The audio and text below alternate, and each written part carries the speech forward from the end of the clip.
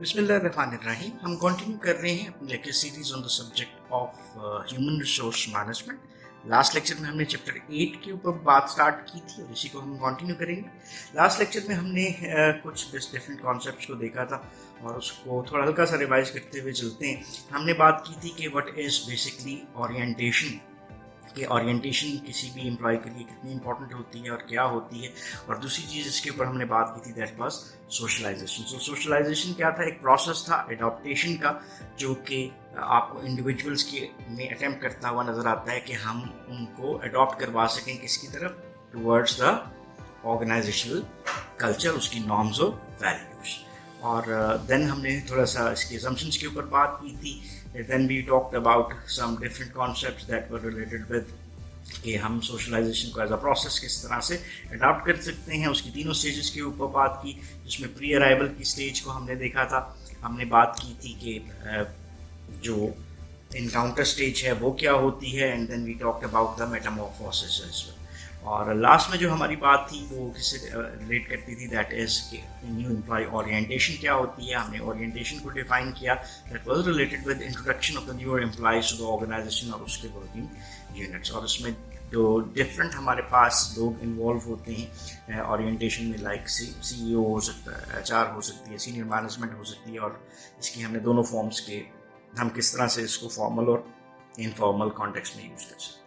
सो अभी हम कंटिन्यू करते हैं अपना नेक्स्ट टॉपिक, जो कि रिलेट करेगा एम्प्लॉय की ट्रेनिंग और डेवलपमेंट के हवाले से। So now let's go towards that topic. सबसे पहले हम स्टार्ट करते हैं, what do we understand by employee training. ये एम्प्लॉय ट्रेनिंग क्या होती है, ये हमारा पहला कॉन्सेप्ट है जिसके ऊपर अभी हम बात करते हैं। There are two different words जिसको being an HR person understand करना बहुत ज़रूरी होता है। तो उसमें पहली चीज़ तो आपके पास आ जाती है, दैट इज़ ट्रेनिंग, और दूसरा लफ्ज़ है जिसको हम कहते हैं, that is called as development. तो ये तो थोड़ा सा पहले इसको अंडरस्टैंड करना हमारे लिए बहुत ज़रूरी है। इसको देख लेते हैं। ट्रेनिंग क्या है? Training is basically called as learning. और ये लर्निंग किसकी होती है? नॉलेज, स्किल्स, एबिलिटीज या अदर करेक्टरिस्टिक्स के हवाले से। सो ये एक बेसिक डेफिनेशन आपको नजर आती है जो ट्रेनिंग के हवाले से। Whenever we are making our employees learn about the knowledge, skills and abilities या other characteristics which are required to perform their job, तो ये क्या कहला रही है? ट्रेनिंग। जस्ट एक एग्जांपल कि जस्ट अगर आप एक सेल्स पर्सन हैं और अगर एक सेल्स पर्सन को हम सेलिंग स्किल्स के ऊपर बात करते हैं, सेल्स साइकिल के ऊपर बात करते हैं, pre call analysis, post call analysis के ऊपर बात करते हैं, तो हम उसकी प्रेजेंट जॉब के लिए जो उसकी स्किल्स रिक्वायर्ड हैं उसके ऊपर हम ट्रेनिंग्स करवा रहे हैं। तो ये तो होगी हमारी ट्रेनिंग। अब दूसरा एस्पेक्ट जो हमें नज़र आता है वो है डेवलपमेंट। तो ये डेवलपमेंट क्या होती है? तो डेवलपमेंट बेसिकली होती क्या है? That is also a training. लेकिन इसको हम एक्सप्लेन कैसे करते हैं कि जब यही ट्रेनिंग, किसकी ट्रेनिंग जी? कि ऐसे उसकी यही learning, knowledge, skills and abilities और अदर करेक्टरिस्टिक्स की प्रेजेंट जॉब की बजाय किस जॉब के लिए हो? वो जॉब जो वो इंडिविजुअल फ्यूचर में होल्ड करेगा। जस्ट एक एग्जांपल, मैं सेल्स पर्सन हूँ लेकिन आप मुझे किसकी ट्रेनिंग करवाते हो? मुझे आप लीडरशिप की करवाते हो, मुझे मैनेजमेंट स्किल्स की आप ट्रेनिंग करवाते हो। तो ये कौन सी ट्रेनिंग है? ये वो ट्रेनिंग है जो कि मुझे आज की जॉब से ज़्यादा जो मैं फ्यूचर जॉब एक्वायर कर सकता हूँ वो चाहिए। Whenever we are developing an employee to be a good candidate for the future job, तो वो जो ट्रेनिंग है that is called as development. तो ये एक जनरल सा डिफरेंस है जिसको अंडरस्टैंड करना हमारे लिए बहुत ज़रूरी है कि किसी भी ऑर्गेनाइजेशन में ट्रेनिंग और डेवलपमेंट में क्या डिफरेंस आपको नज़र आता है।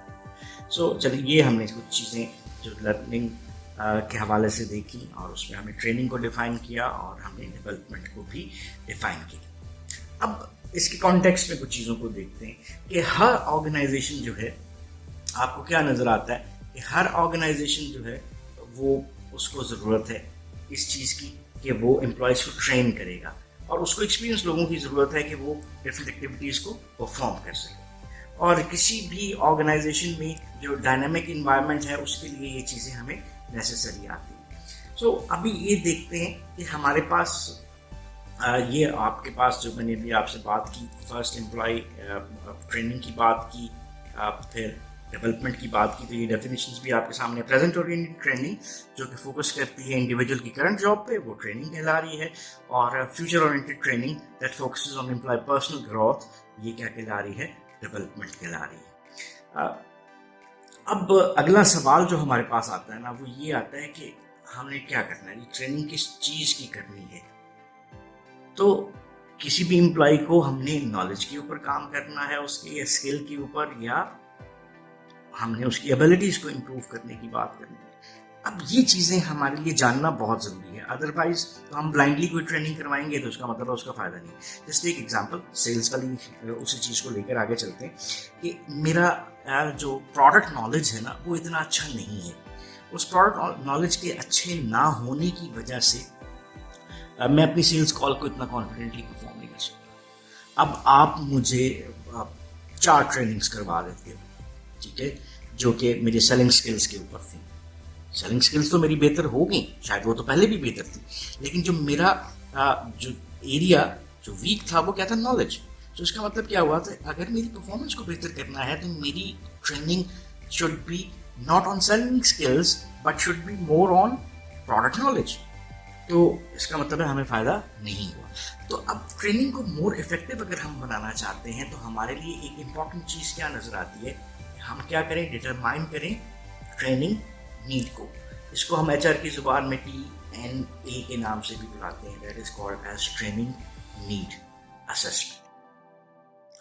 सो और जो टिपिकल इन्वॉल्वमेंट आपको नजर आती है ट्रेनिंग नीड्स को असेस करने में, वो है कि हम कुछ क्वेश्चंस हैं जिसको आंसर करते हैं। अभी इसको देखते भी हैं, एग्जिबिट 8.2 में हम इसको देखते हैं कि वो कौन से एस्पेक्ट्स हैं जिसके ऊपर हमें सवाल पूछने होते हैं, और उन सवालों के जवाब को अगर हम लेना चाहते हैं तो वो हमें किस सूरत में मिलेंगे?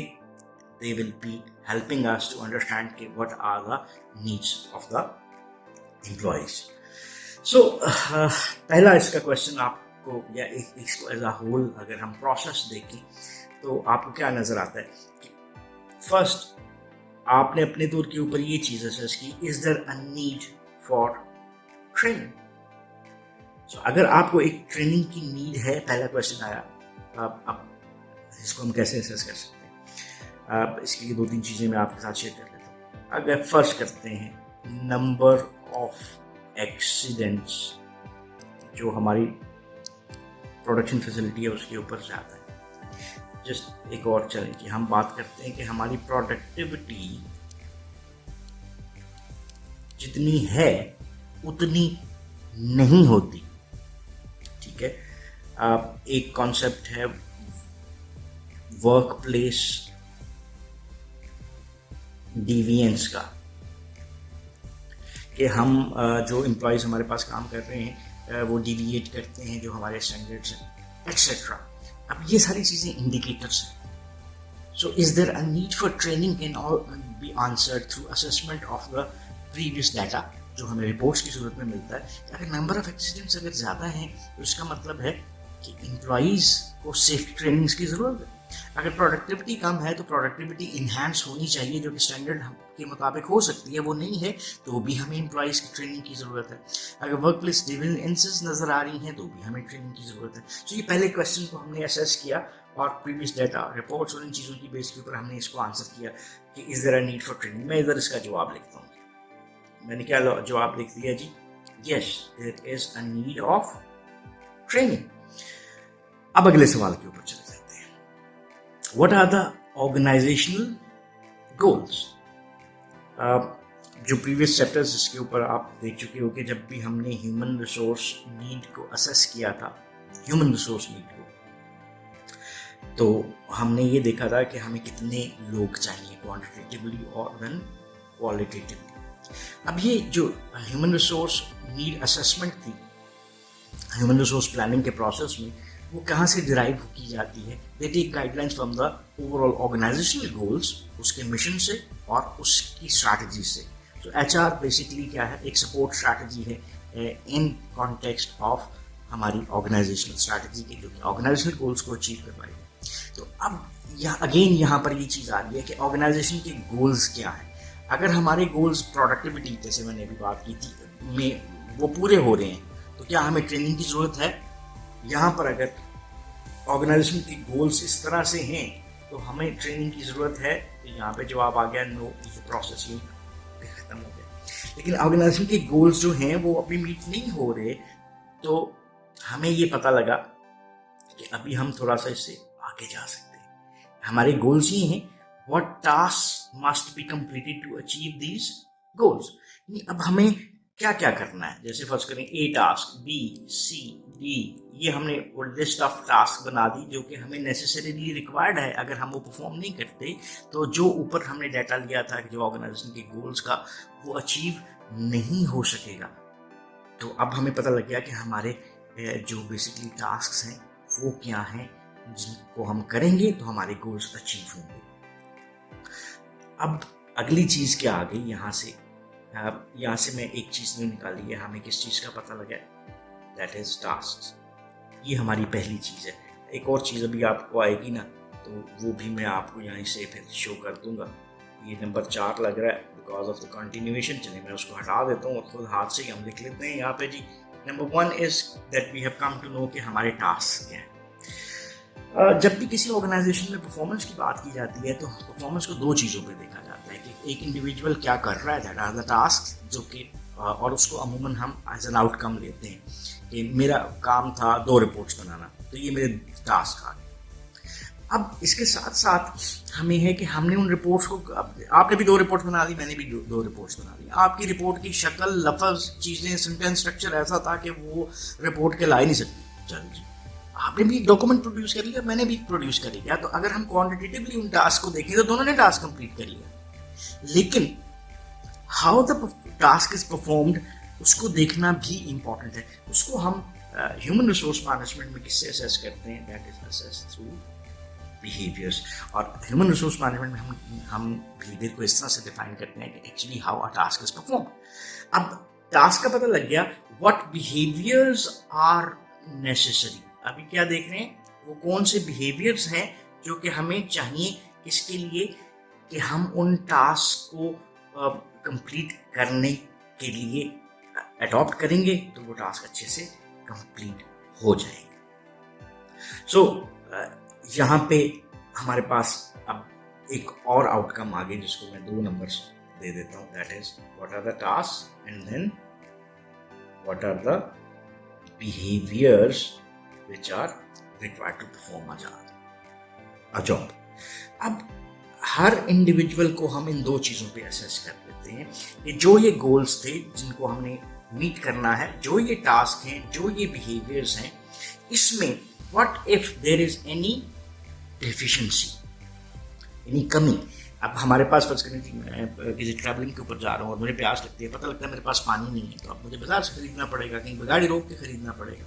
तो हम पहले ही अगर देखते हैं कि हमें क्या चीज़ें की ज़रूरत है, तो फिर हम ज़्यादा बेहतर अंदाज में अपना वक्त, रिसोर्सेज बचा सकते हैं। इसी तरह से ऑर्गेनाइजेशन में हम क्या कर रहे हैं कि हमारे पास क्या डेफिशिएंसीज हैं या नहीं। अगर तो डेफिशिएंसीज का जवाब आता है नो, तो फिर ट्रेनिंग की जरूरत नहीं है। If the answer is yes, there are some deficiencies, or if any, do incumbents have, अब वो अगर हैं तो वो जो जॉब परफॉर्म करने वाले हैं उनमें किस चीज की है, स्किल की है। अगर स्किल की डेफिशिएंसीज हैं तो हमारी ट्रेनिंग किसके बारे में डिजाइन होगी, स्किल के बारे में। या अगर वो डेफिशिएंसीज अबाउट नॉलेज हैं तो फिर नॉलेज के ऊपर हमारी ट्रेनिंग प्लान हो सकती है। अगर वो एबिलिटीज के ऊपर हैं तो we should address the abilities of the job incumbents जो कि जॉब परफॉर्म कर रहे हैं। सो यहाँ से हमें क्या हुआ, पता लग गया कि क्या हमारे एम्प्लॉयज जो हैं उनकी ट्रेनिंग नीड असेसमेंट्स की आउटकम्स क्या हैं, और अगर वो डेफिशिएंट हैं इन द स्किल्स तो उनकी स्किल बेस्ड ट्रेनिंग्स होंगी। If they are deficient in knowledge तो उसकी नॉलेज बेस्ड ट्रेनिंग्स होंगी, और एबिलिटी है एबिलिटी की बेस के ऊपर हमें ट्रेनिंग करवानी पड़ेगी। सो मैं इसको आपके लिए अरेंज कर देता हूँ कि जो हमने यहाँ पे इतना सारा डाटा लिखा है उसको अरेंज कर लें ताकि आपके कंटेंट को डिस्टर्ब ना करे। सो ये हमारे लिए बहुत ज़रूरी है किसी भी ट्रेनिंग की तरफ जाने के लिए, बिकॉज उसकी एक सबसे प्राइम रीज़न जो आपको नज़र आती है कि ट्रेनिंग जो है हमारे लिए क्या होती है, वेरी कॉस्टली। और अगर हमने ट्रेनिंग तो करवा दी लेकिन उसका बेनिफिट ना मिला तो तो हमारी कॉस्ट तो ज़ाया हो गई, इनकर होगी, लेकिन हमें उसके बाद में फिर नहीं मिला। So it should be reviewed carefully, और जो भी ऑर्गेनाइजेशन में हमारे जॉब इंक्रीमेंट्स हैं जिनको इसकी ज़रूरत है उसके मुताबिक उनको जज किया जाना चाहिए। सो नेक्स्ट लेक्चर में हम बात करेंगे कि what are the different training methods, और अभी के लिए हम इस लेक्चर को यहीं पे ख़त्म करते हैं। इस लेक्चर में बेसिकली जो हमने बात की है that is more related with the employee training, और उस ट्रेनिंग को हमने समझा, और साथ ही साथ हमने डेवलपमेंट का कॉन्सेप्ट समझा, और इसके बाद हम मूव किए कि जब हमने ट्रेनिंग एंड डेवलपमेंट को समझ लिया है तो हमें क्या ट्रेनिंग करवानी है, उसके कॉन्टेक्स्ट में हमें ट्रेनिंग नीड असेसमेंट्स की ज़रूरत है। और फिर हमने ट्रेनिंग नीड असेसमेंट्स के प्रोसेस को देखा एग्जिबिट 8.2 से कि हम किन क्वेश्चंस को आंसर करते हुए अपनी ट्रेनिंग नीड्स को आइडेंटिफाई कर सकते हैं। That's all about this lecture. If you still have any question or queries, so you can ask in the comment section, and we would definitely love to answer those. So once again, thanking you for watching this lecture. Have a nice time. Allah Hafiz.